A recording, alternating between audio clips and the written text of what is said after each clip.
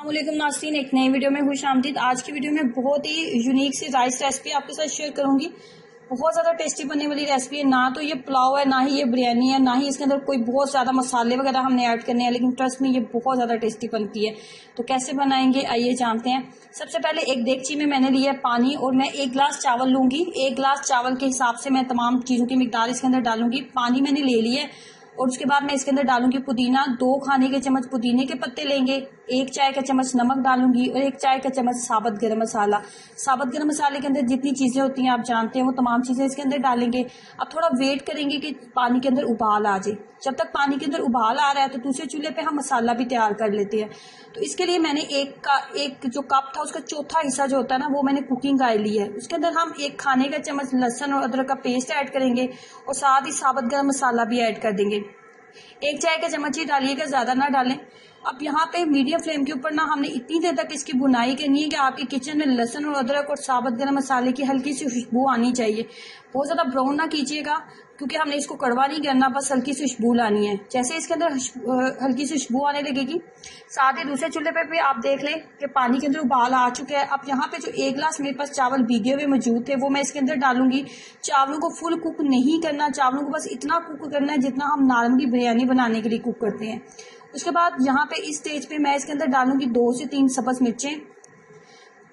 मसाले की हल्की सी खुशबू आने लगी थी, सब्ज़ मिर्चें डाली हैं। सब्ज़ मिर्चें डालने के साथ ही 1 गिलास के करीब पानी भी डाल देंगे। 1 गिलास पानी डालेंगे तो फिर हमने इस तमाम मसाले को 1 गिलास पानी के अंदर इतनी देर पकने देना है कि पानी आपके पास 1 गिलास से हाफ गिलास के करीब रह जाए।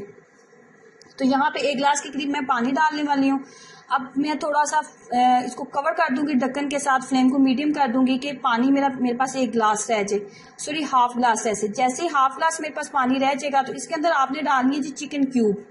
जो चिकन क्यूब्स नॉर्मली मार्केट से मिलती हैं, वो एक डिब्बी के अंदर 2 होती हैं ना, तो मैंने 1 डाली है क्योंकि मेरे पास 1 गिलास चावल थे, तो उस हिसाब से ये बिल्कुल परफेक्ट था। जैसे हाफ गिलास पानी रह जाएगा ना, तो आपने इसके अंदर डालना है जी नमक। थोड़ा सा नमक आप टेस्ट कर लें। उसके बाद काली मिर्च का पाउडर, 1 टीस्पून मैंने नमक भी ऐड किया है। उसके बाद थोड़ा सा पुदीना ऐड करेंगे, थोड़ा सा धनिया भी इसके अंदर ऐड कर देंगे।